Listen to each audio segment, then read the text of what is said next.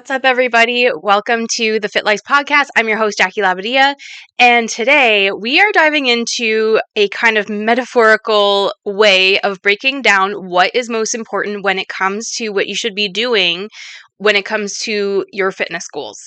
Now, obviously, it will come with some nuance, so I'll explain as we go along. But first, I want to read the story that I'm kind of basing this off of so that it all lines up and makes sense. So here we go.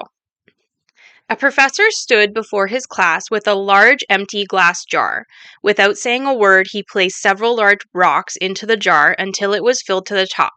He then asked the class, "Is the jar full?" The students looked around and replied, "Yes, it's full."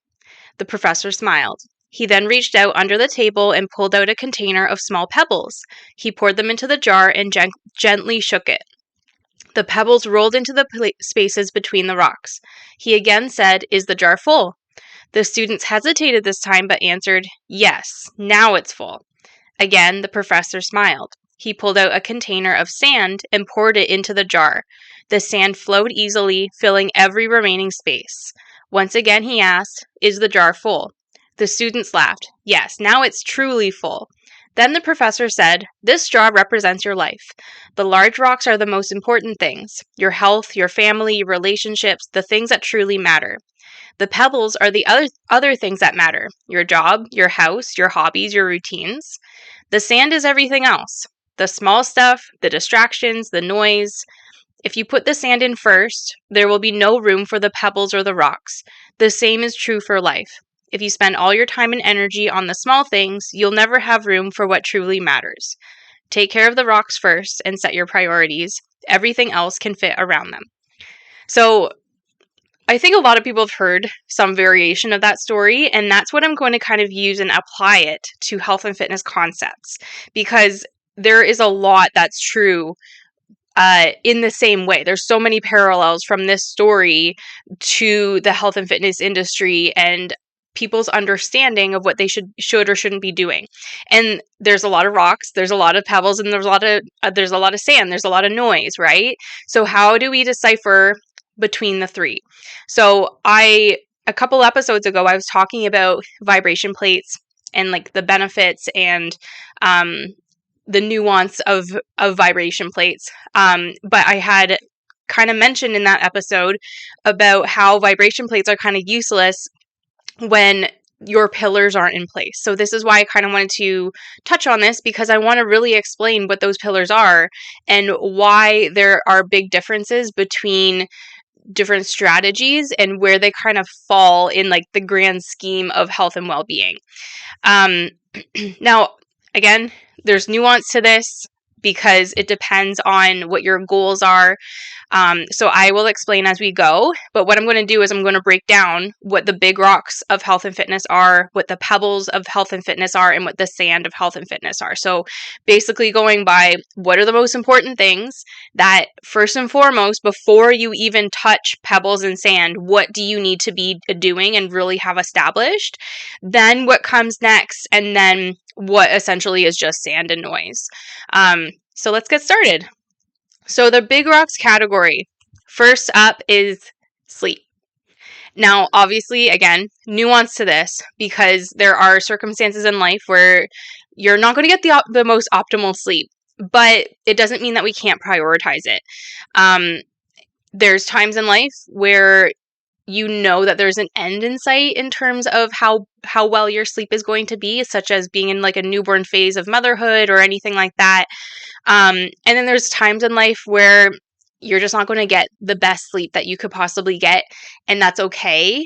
But we still want to make sure we're prioritizing sleep. We still want to make sure that when we get up right in the morning, we, try to stay away from computer screens, we get some sunlight, we get hydrated and do things before we really dive into things that are going to impact our nervous system. It's still really important to establish some sort of evening routine that's going to allow you to wind down, that's going to prompt your body to start producing melatonin and decreasing cortisol so that you can get into a good state of sleep. It's important so this is essentially, instead of just saying sleep, I guess I could say regulating our circadian rhythm is the other way of kind of going about this. Because again, we're not always going to be able to optimize our sleep. That's just the hard truth.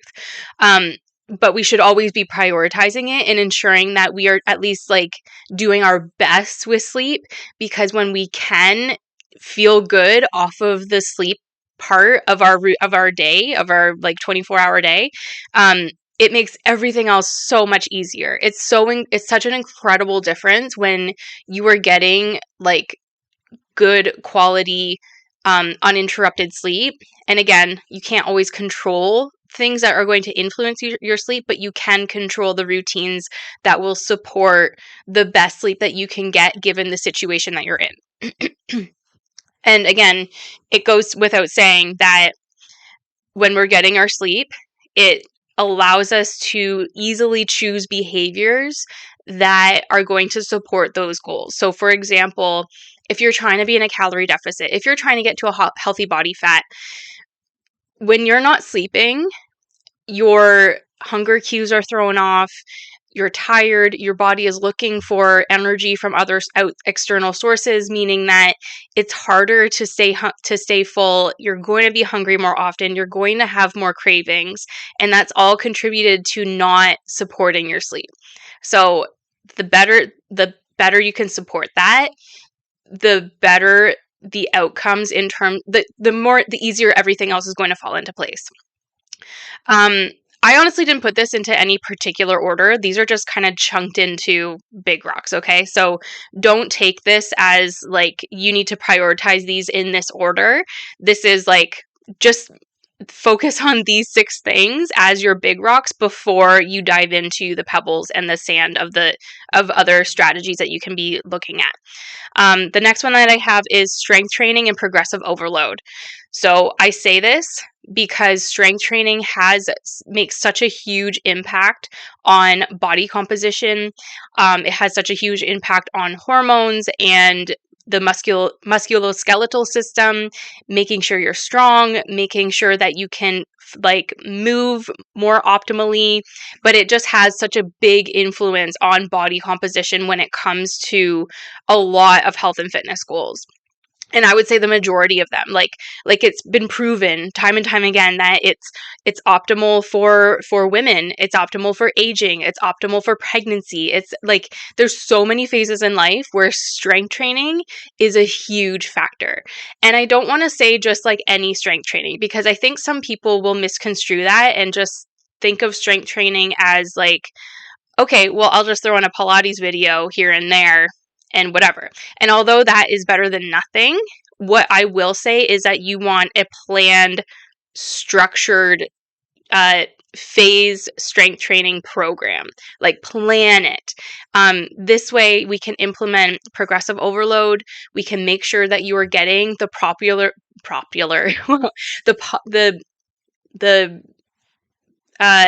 oh my gosh, the right kind of like stimulation that is going to elicit that muscle growth and that strength, and make sure that we're actually giving our bodies the opportunity to adapt to what we're doing. So in doing so, you need that structure. You need that plan in place. You don't want to be doing random workouts all of the time. You want to make sure you are actually effectively implementing progressive overload. And again, I say this with nuance because I think that there are trainers out there who like optimize progressive overload a little bit too much. And I don't think that's necessarily a bad thing, but I do feel like it makes it feel more extreme than it actually is. So when it comes to progressive overload, it doesn't mean that you have to add weight every week. It doesn't mean that you have to add reps every week, but it does mean that you have to be consistently assessing your body and how exercise feels to you, like the certain movements feel to you, in terms of how you're going to adapt on that day in order to elicit the adaptation process that we're looking for. Some days, like our bodies are influenced by so many other things outside of the exercise program that sometimes a movement that felt awesome and really, really strong like last week might not feel as strong this week. And so your progressive overload is going to be looking a little bit different. Maybe your progressive overload from one week to the next is adding weight, but then the week after that, it doesn't feel as great. So your progressive overload is adding like a rep, or it's maintaining that same weight that you push through to get to the week before. It all depends on how it feels. It all depends on that rate of perceived exertion and all of that stuff. But it doesn't need to be as extreme as some people make it sound to be. The next thing I would say is nutrition quality and consistency.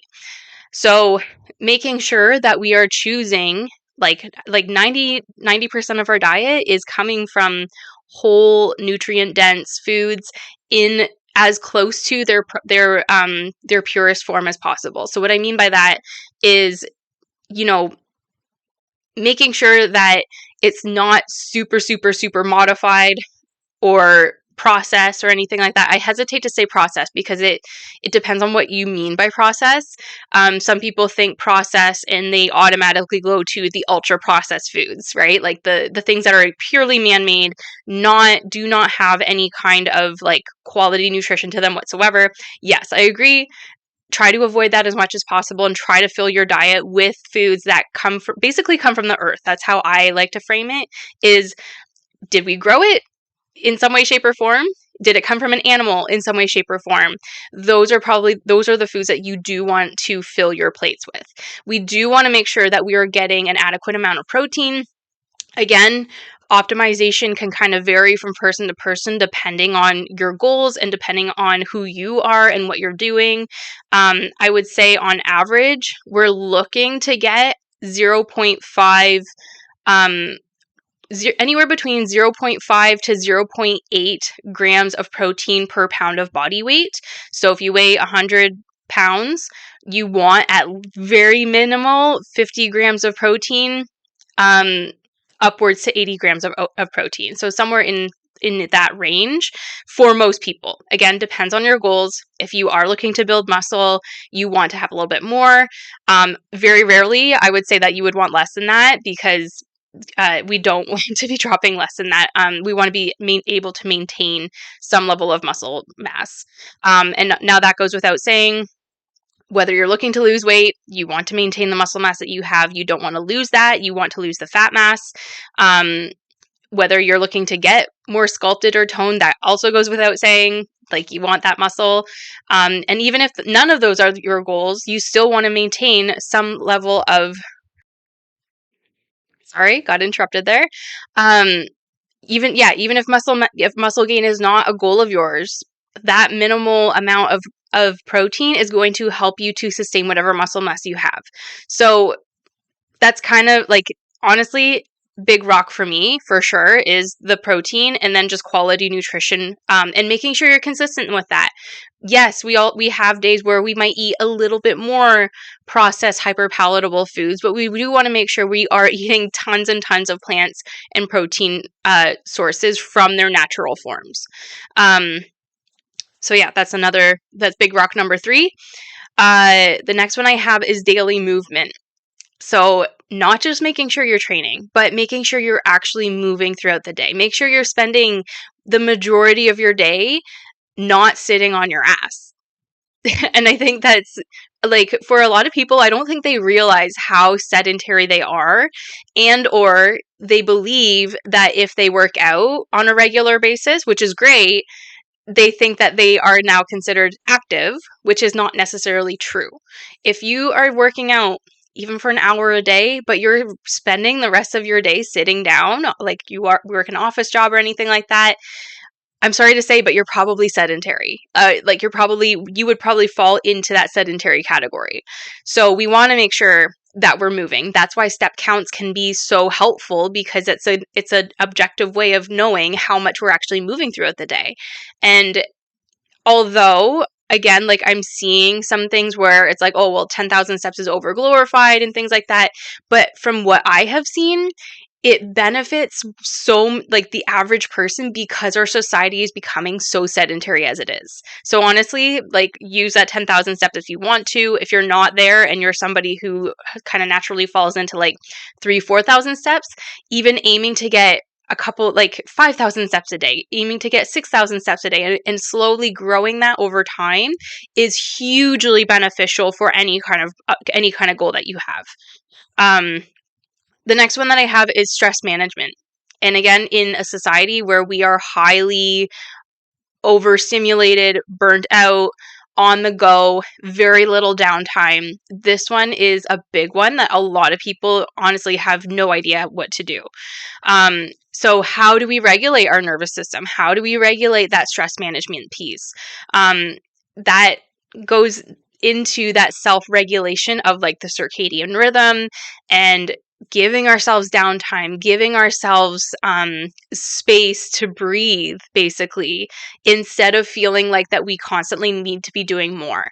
So it kind of like, honestly, I feel like stress management and mindset really play into each other, because you have to change a lot of perspectives in order to understand what stress management truly is and how you can effectively implement that into your life in order to see the benefit of it. And I think a lot of people are way more stressed out than they even realize, because they almost don't know what it's like to be relaxed. You're just kind of constantly in a state of fight or flight. And again, it's like a lot of shift work, like a lot of shifting from a mental health, like a psychological perspective, in order to allow our bodies to get into a state of rest, like a state of rest and digest type of thing. So that being said, the next piece is mindset. And I think mindset, honestly plays a role in the other 5 categories that I just talked about.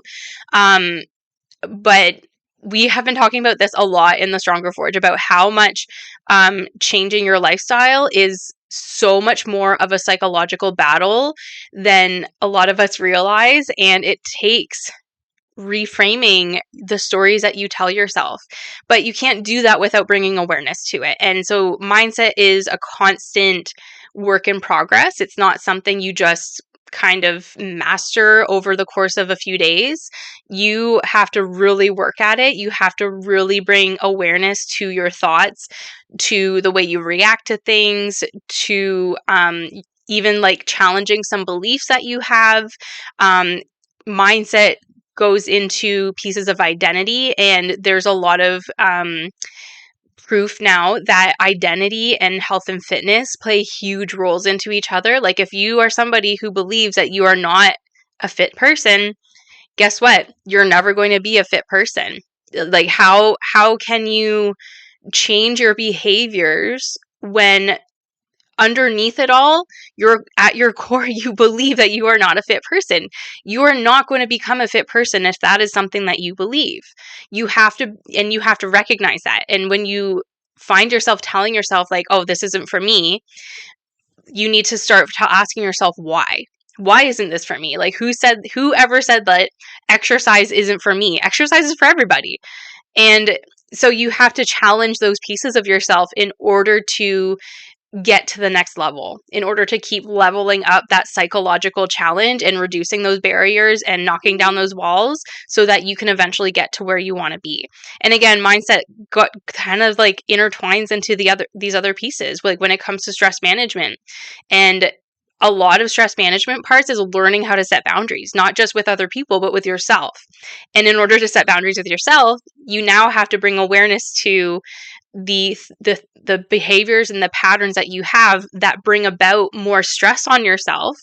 And when you bring awareness to that, you have to challenge why you're even doing those things in the first place, so that you can set those hard boundaries on yourself so that you don't get stressed out, right? So all of these things really play a big role within each other. And so these last 6 things are the big rocks in my life. And as a coach, what I would say are the big rocks that most people do not have down pat, in spite of the fact of believing that they might.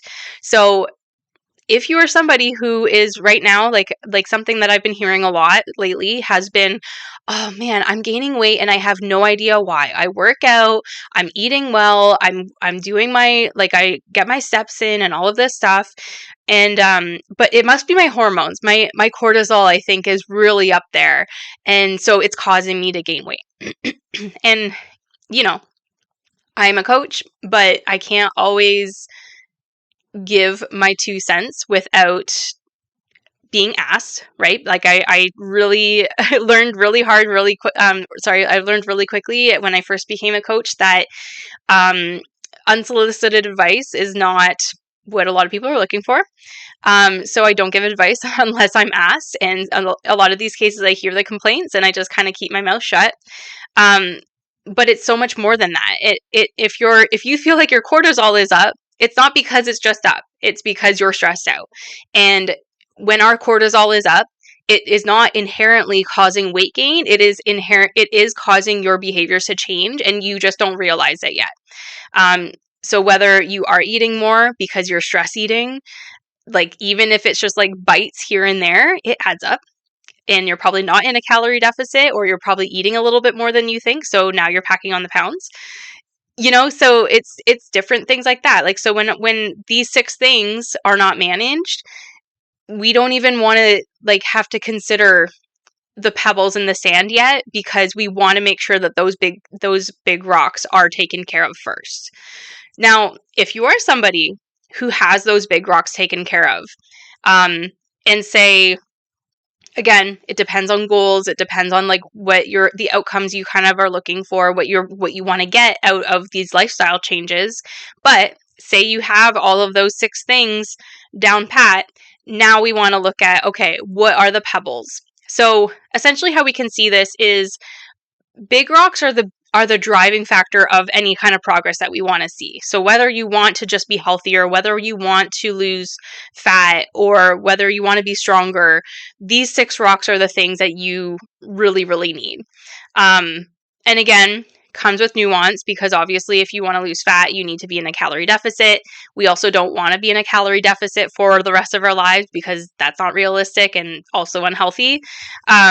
So that I would almost say like that a calorie deficit is kind of a pebble in that sense, because not everybody needs to be in a calorie deficit, but it is a refinement of those big rocks. So how we want to see this is big rocks create results.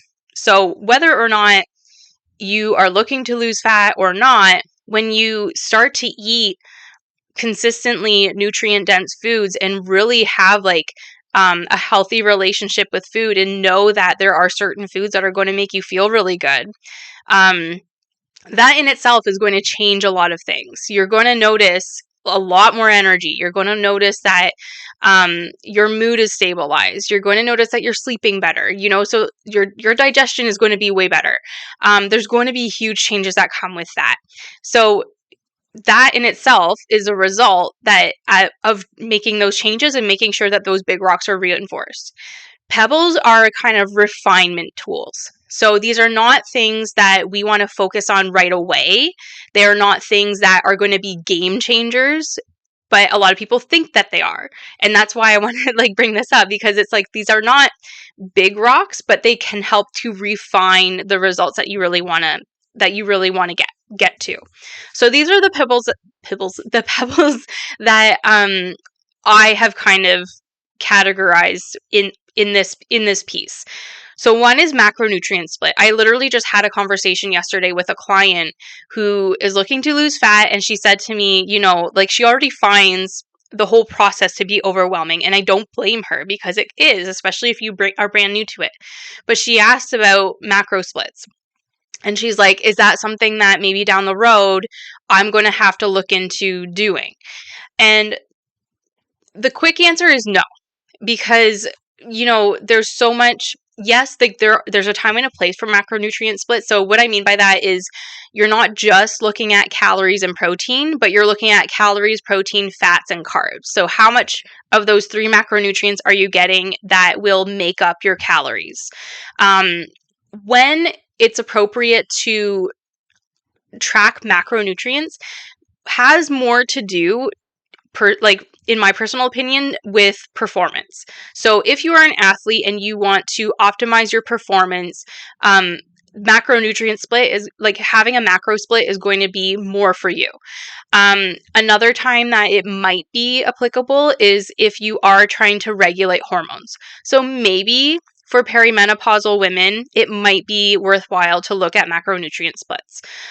But you have to have your nutrition down pat first. And I have girls that are in menopause or perimenopause in the Stronger Forge, and because they're new to tracking their food and really getting an understanding for their nutrition in the first place, I don't recommend macronutrients right away because it's just like too much too soon for a lot of people. And if that is going to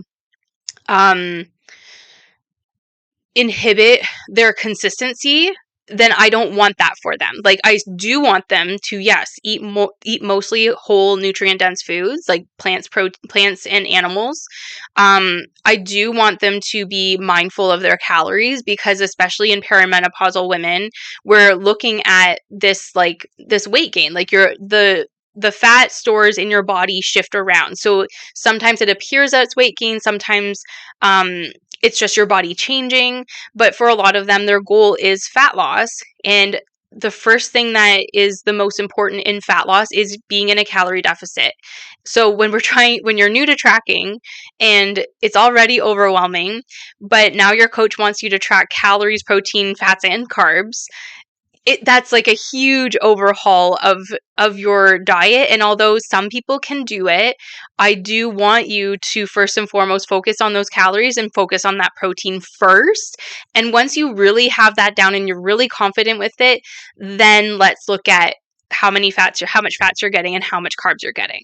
So in those situations, again, can be helpful for helping with those hormones because like your hormones are wacky when you're perimenopausal.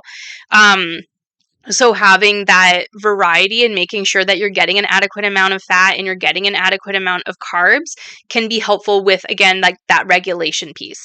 It's not 100% necessary, but it could be helpful. Fats and carbs play their own roles in the energy system. They have their own roles within hormonal regulation. So it doesn't hurt to look at those things. However, if you are somebody who is already eating whole nutrient dense foods and from like their most natural form for the most part, you're probably already getting an adequate amount of fats and carbs, especially if you are paying attention to your protein and optimizing that. So again, time and a place. Macronutrients are also helpful if you are somebody who's just interested in learning more about your nutrition. Like, where's my food coming from? What is it made up of? So it can be helpful from an educational perspective as well. However, I would put it as a pebble because it's not something that is necessary for everybody. And it's more of like a refinement tool in certain situations. The next one is training splits. So again, strength training and progressive overload 100% is a big rock, but how you make up those training splits is not really necessary. Like, there's not one way that's going to optimize your strength and muscle gain outcomes due to the training split that you're doing. So if you don't know what a training split is, this is referring to how you would break up the structure of your weekly program. So when I do a 3-day-a-week program, for example, I might do upper body, lower body, full body. If I do a 4-day-a-week program, I might do, and I really like doing it this way, is upper body, lower body, upper body, lower body. So it's just a way of making sure that you're hitting certain muscle groups so many times in a week so that you can get some really great muscle building and strength building results from that program, as long as that person is implementing progressive overload. Now, there's arguments that there are training splits that are more ideal than others. And while I agree with that, from a consistency perspective, honestly, when it comes to a results perspective, it doesn't really matter. As long as you're hitting those muscle groups, like, I do think it matters. Again, like, we want you to be consistent. So we want you to like the training split that you're doing. Sometimes my training splits might be a little bit more leg heavy or upper body heavy. And sometimes I might throw in conditioning and stuff like that. And if people aren't enjoying them, then they're less likely to show up and actually do it, right? So there is a level of importance in terms of where training splits land, on the grand scheme of things, but it's still a pebble. It's not something that is going to be a driving factor of results. So yeah, that's where that lands.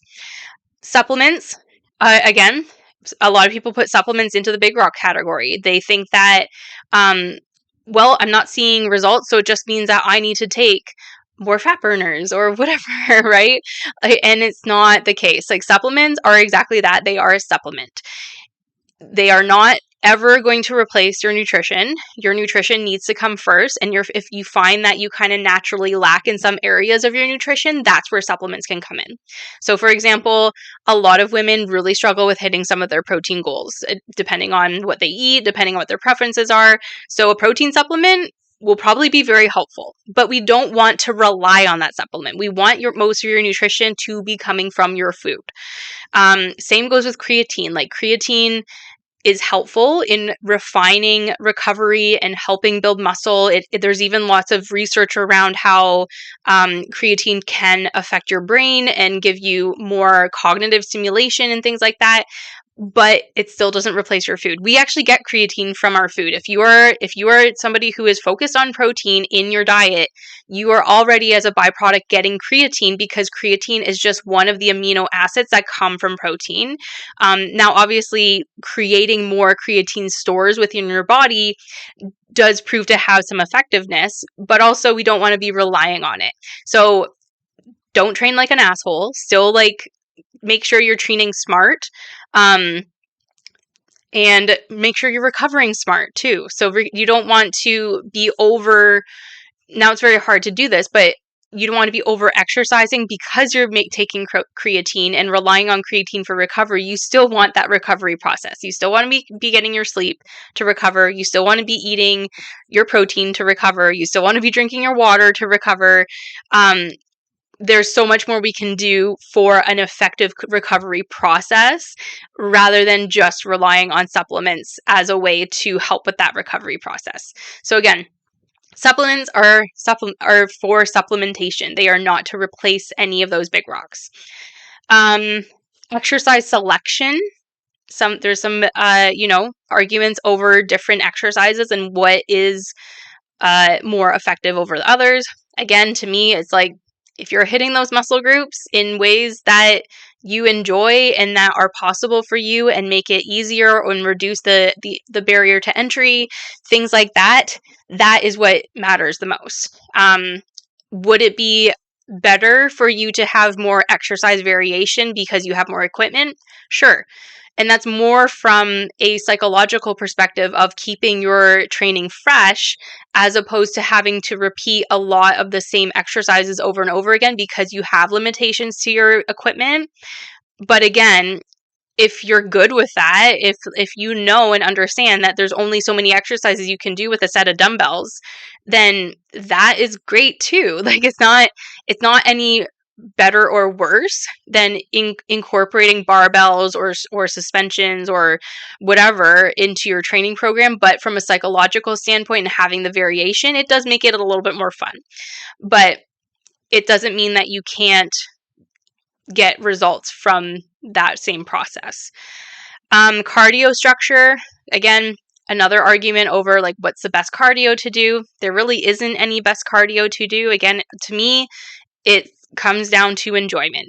If you enjoy running, do running. If you enjoy the elliptical, do the elliptical. Whatever's going to get your heart rate up is essentially getting your heart rate up. And yes, in the process, you're going to be working other muscles in your body. But if you're doing cardio, you're doing it for your heart health. And I want you to do whatever cardio you are going to be consistent with. So that's the be all and end all of that. Meal timing. So again, meal timing can be dependent on,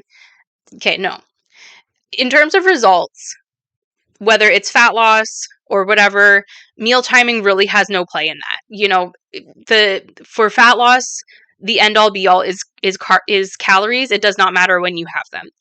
Meal timing has a place in terms of performance and sometimes in terms of body composition. There's that whole myth that when after you work out, you want to have protein right away. Otherwise, you'll lose all your gains, right? And we're still saying that, but it's been known for a long time that that's not true.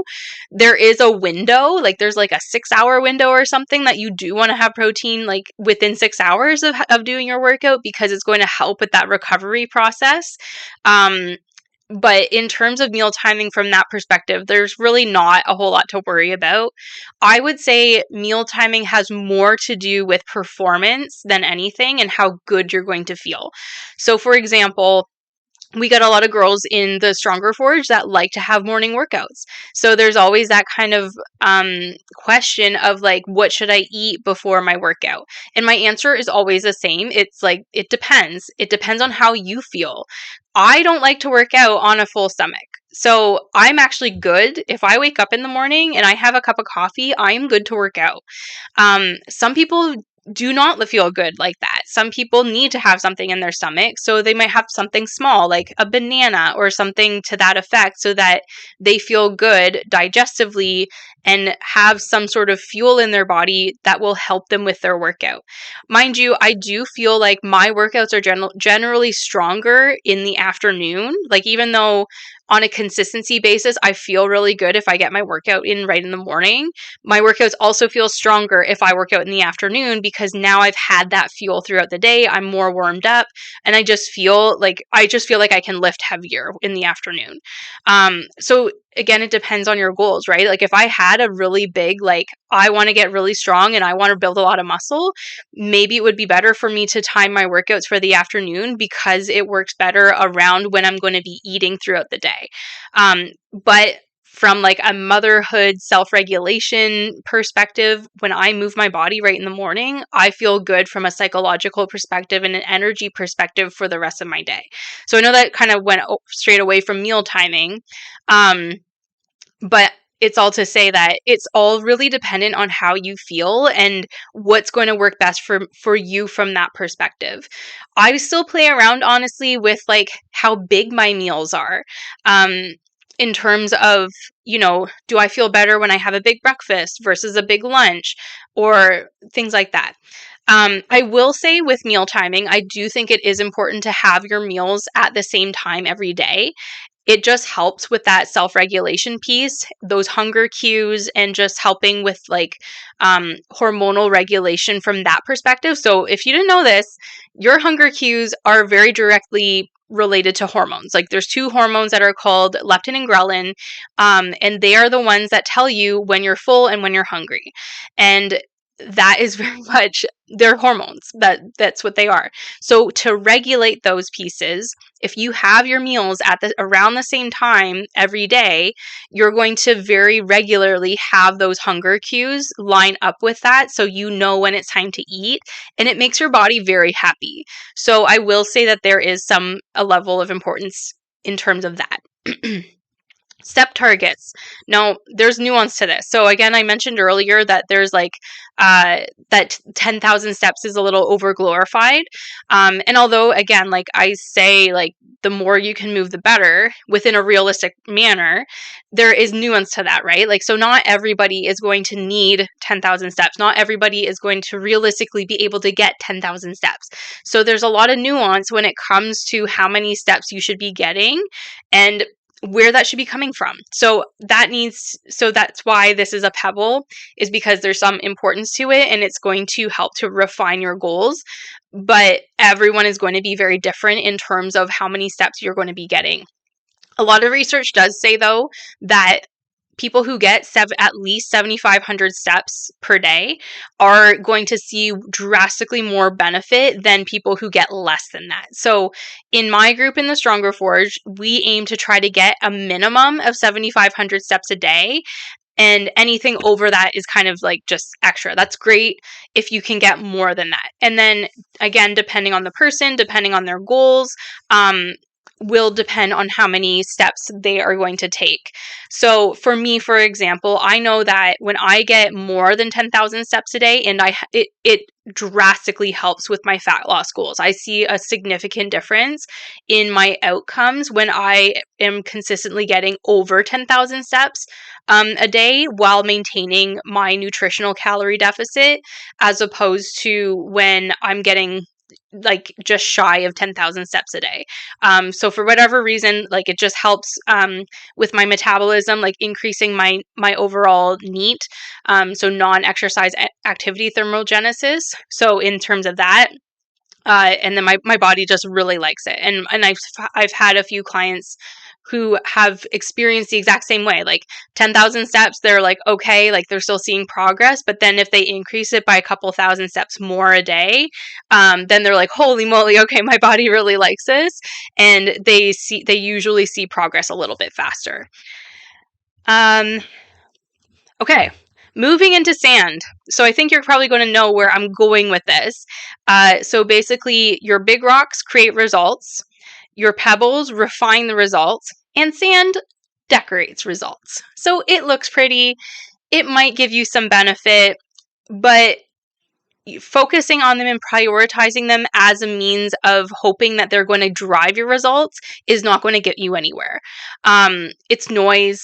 It's, again, there might be benefit, but it's really not something that's going to drive results and get you to where you want to be.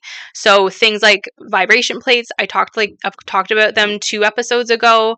Fat burners, and I got interrupted again. Sorry about that. So yeah, fat burners, detoxes, cleanses, even calorie burn. Like when you look at your exercise machine or your watch and you're really trying to, go by the caloric burn on those things, that's sand. It's not even accurate. It really doesn't tell you how much you're doing, and that's not why you should be exercising in the first place. There's so many better ways that you can make sure that you're in a calorie deficit or reach those fat loss goals without even focusing on the caloric burn. So I would say, like, please, like, just don't even pay attention to that. Peptides is another one I'm hearing about lately. Like, it's nothing. Like, it might help with some things again, but if you do not have your 6 big rocks figured out, it's not going to be helpful for you in the long run. And then something that is really interesting that I'm going to throw in here is GLP-1s. Now, GLP-1, I don't think is necessarily sand. This one is very context dependent. Now, we're seeing like a lot of celebrities who are clearly on GLP-1s. And that's where I'm like, okay, you really could have, like, I want to know how much they were looking at those 6 big rocks first before going for a GLP-1. And that's where I think some people make that mistake, is they just say that they're trying all these things, they're going to the extreme, they're doing all or nothing things, and so then they turn to a GLP-1, and it might help. But the thing is, if you're not implementing those 6 big rocks, even while on a GLP-1, there can be some pretty detrimental side effects to that. So for example, if you are on a GLP-1 and you are not strength training and using progressive overload, and you are not making sure that you're having a good quality nutrition and protein, you're going to find yourself not just losing fat, but losing muscle and losing bone density. And where do you think that long term is going to get you? That is going to make you very, very sick. That's going to make you very frail. That's going to put you at risk for falls and broken hips and not very good longevity outcomes. I do understand that from, say, a genetic standpoint, some people are hungrier than others. Some people have a hard time losing weight. And I think those are the people that would really benefit from the GLP-1s, but in a healthy perspective. So you have to be careful with stuff like that. Like, that's why we still want, like, no matter what your goals are, the big rocks are things that you do want to have on hand and really be consistent with and always be working on, regardless of what your goals are, regardless of whether it's fat loss or performance or you're pregnant or you're perimenopause or you're looking to get on a GLP-1, like a GLP-1 does not replace those big rocks. You have to have those big rocks in place when you have that so that you can prevent long-term detriments that are going to significantly impact your health, like after a long time. So yeah, I think anyway, I feel like I wrapped this up almost quick, as soon as I kind of got through the list of those things.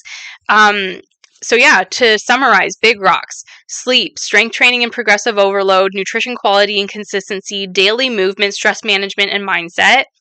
Pebbles would be macronutrient split, training split, supplements, exercise selection, cardio structure, mealtime, step targets, and your sand is everything else. Vibration plates, fat burners, detoxes, cleanses, caloric burn, peptides. And if you're on a GLP-1, you still need to have those 6 big rocks in place. Anyways, guys, I hope that was helpful. I hope that gave you some clarity in terms of what you should be looking at and where you should get started. If you're interested, I am taking on one-on-one clients right now at a 20% discount because it's my birthday week. But that is going to end effectively on Tuesday. I'm going to say Tuesday because I kind of didn't really announce it until my birthday. So Tuesday is a week after my birthday. So I'm going to wrap it up there. But yeah, this is what we focus on in my not just one-on-one, but in the Stronger Forge, we really focus on these big rocks. In one-on-one coaching, it's a lot more touch points and a lot more guidance in terms of how I would individualize these big rocks for you and where you're at and how we can kind of like take the steps forward together in order to optimize them. But yeah, don't listen to the sand in the industry. Like, really focus on those rocks first before you even before you even reach into your wallet to buy these other pieces that are sold to you as big rocks but are really just sand in the jar. All right, guys, I think that's it from me for now, and we'll see you next time.